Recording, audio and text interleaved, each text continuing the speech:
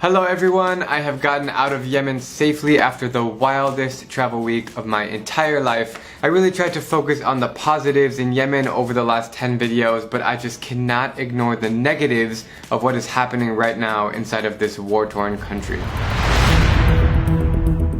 Yemen is the unfortunate victim of being controlled by the influence of first world powers who have taken advantage of their strategic location and natural resources. اللهم ان الحياة شوية صعبة.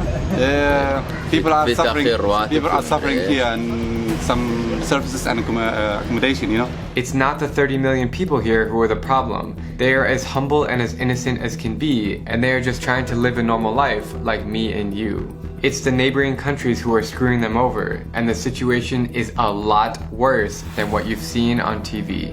For the last hour we have been driving through Al-Qaeda territory, and it's really scary. Like, this might be the most anxious I've ever felt in this entire travel journey. The United Nations recently said that Yemen is currently in the world's largest humanitarian and health crisis, and my eyes and ears have taught me a lot over the last week. What's happening in this country right now is so hard for me to even discuss with you right now in front of the camera. In Yemen, I've seen poverty like none other. There is no sanitation, even in upscale restaurants. There's a huge cholera outbreak from the infected water. This is the water drinking station, killing thousands and thousands of people. You can see it on their faces. You can see it on the place that they are suffering, but they don't want to show it. People are living in scrap-together tents in 115-degree heat. Power outages occur for hours and hours each day. It's so freaking hot in my hotel room right now because the electricity went out. So I got a frozen water bottle from the market, and that is the AC. There's a huge gasoline shortage, making driving difficult. And now here it's about like $20 for the 20 liters. What was it before? Let's say 50 cents. And there's only one flight a day leaving Yemen, which I was on this morning. Most toilets are just holes in the ground, and even the nicer hotels had showers that were just a nozzle. To be quite frank, I don't recommend anyone to visit Yemen right now except for very experienced travelers. It is not comfortable. There is no relaxing. It's essentially the most lawless country in the world. Yeah, there's no laws, you can steal.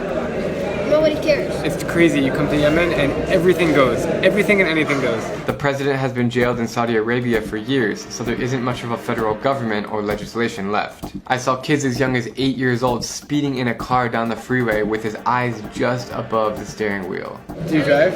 Yeah, I drive. A full car? Like a big car? Yeah. And nobody cares? Nobody cares.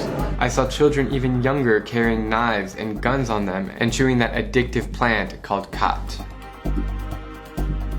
As the conflict enters its 9th consecutive year, over 22 million people, or 3/4 of the population, need urgent humanitarian aid and protection. Close to half of Yemen's hospitals have shut down because there are too many sick people with too few doctors and medications. Every 10 minutes, a child under 5 years old dies of preventable causes. All of these things were visible to me as I road tripped the east, south, and central parts of the country, and it really makes me feel shame and sorrow for these innocent people. To conclude this video, I will give my 2 cents on what I think the future lies for Yemen. The most feasible way to rebuild Yemen, in my opinion, is through education. Instead of giving children guns, give them a pencil and a paper. I know it's not that easy to change the mindset of some of these extreme people, but it needs to be done if we want to see any sort of positive changes.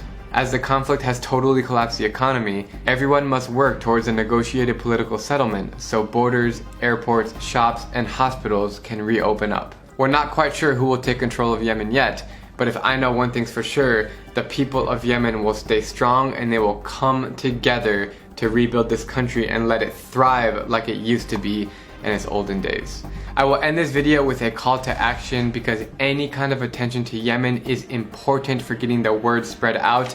So if you guys could share this video with all your friends and family, that would mean a lot, not only to me, but to a lot of people in this beautiful country called Yemen.